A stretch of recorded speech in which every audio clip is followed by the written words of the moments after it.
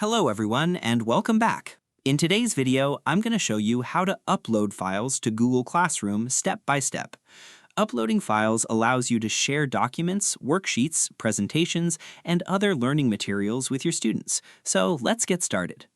First, open Google Classroom and select the class where you want to upload a file.